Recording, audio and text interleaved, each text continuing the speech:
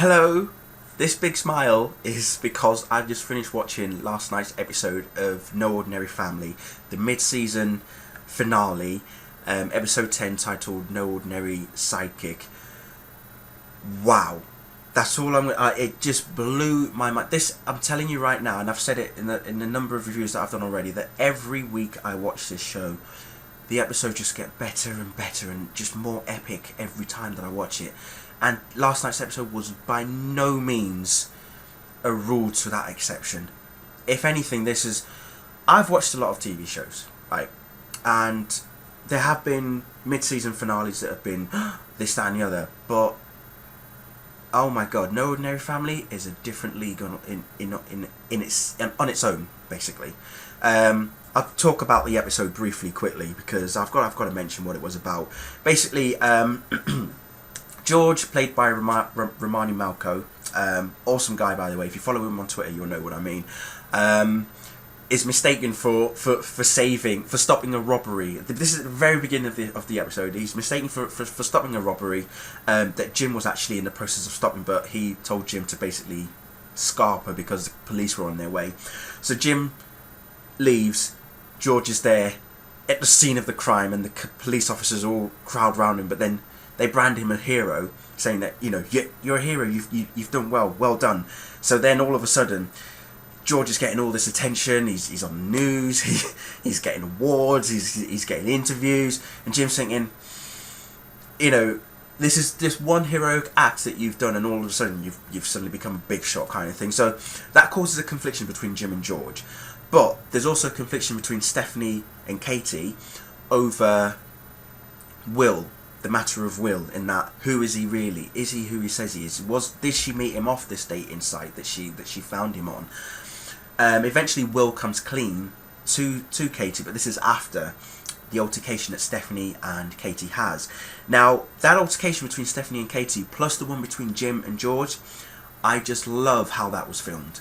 I really do love how that was filmed. The way that the scenes cut in between each characters and how they were arguing with each other. It's just like, it was like you were watching one entire argument, but by four different people, as if they were in the same room saying the exact same thing, and it's like you're looking at one couple and then you're looking at the other and thinking, holy shit, they're in synchronization, there's something not right here. But that's how awesome it was. But I think that particular segment of the show, it wasn't just a case of, I mean, I know the show was titled No Ordinary Sidekick for this episode, but it was more about friendship.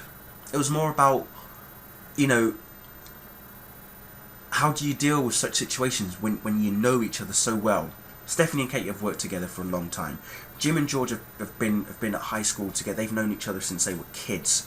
So this particular episode sort of showed you how friendship can come to a head and how things can change just like that. And we've all been through that. We've all been in that position.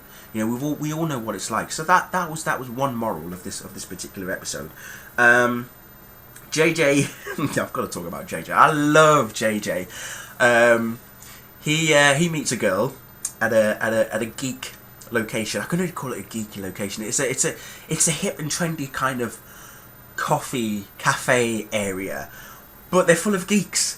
Why can't I find somewhere like that? Somebody please tell me where I can find somewhere like that. Whether it's in the UK, in America, Australia, I don't care. Just tell me where I can find one, okay? I'd love to meet a geeky lass for once, please. Anyway, JJ meets this girl. He starts playing chess. Oh, but his powers are not working. And we do eventually find out why, and it's hormonal, basically. It is hormonal. It's funny. The conversation that he has with Daphne and then the conversation that he has with his dad, brilliant. I love JJ, really does. Really, he cracks me up. That's all I'm going to say. So, Jimmy Bennett, that's one for you, mate. What else? Dr. Childs, you might remember him. He was the guy that got fired last week by Dr. Dayton King. He was seen at the end of last week's episode collecting a sample of the serum that Dr. King used on Will, who has now called himself Joshua in last night's episode. And Dr. Charles basically threatens Dr. King and is basically saying, look, I'm going to expose you, kind of thing.